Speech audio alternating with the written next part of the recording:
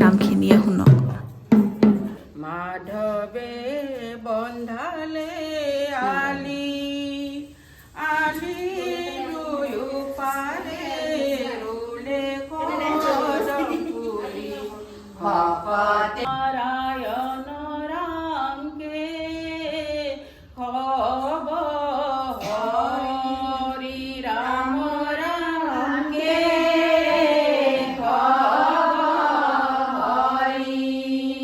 প্ৰথমতে আমি মহাপুৰুষ শংকৰদেৱ আৰু মাধৱদেৱৰ কথাই মনলৈ আহে। তেখেতে অসমৰ লগতে বিভিন্ন দেশত নাম আৰু ধৰ্মৰ প্ৰচাৰ কৰি অসমীয়া সমাজক চহকী কৰি থৈ গৈছে।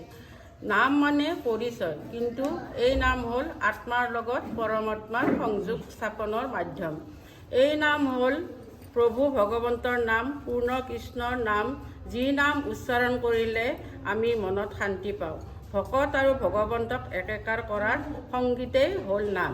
যেনে আমি গাওঁ, নাম প্ৰেমৰ জৰিয় নাম প্ৰেমৰ জৰিয় ভকত আৰু ভগৱন্ত একাকাৰ কৰিয়।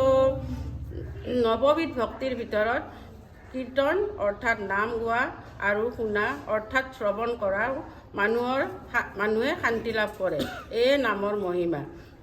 দিহানাম মানে প্ৰভু ভগৱন্তৰ গুণানুকীৰ্তন কৰি আমি যি উপদেশ পাওঁ, সেই উপদেশে আমাক জীৱন ধাৰণ কৰাত সহায়ক হয়।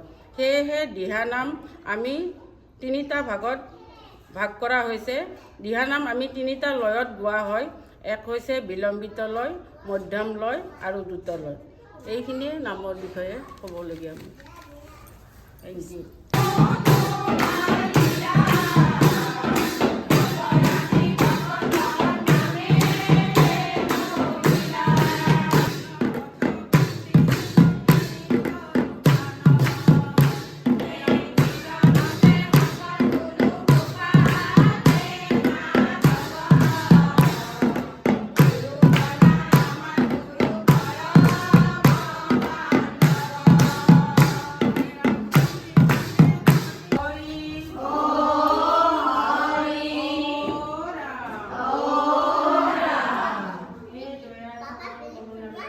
আজি আমাৰ গৃহত মাতি আমি আপোনাৰ শ্ৰী মংগলময় আৰু মংগলময় হয়, তাৰ কাৰণে তোমাৰ ওচৰত প্ৰাৰ্থনা জনাইছোঁ।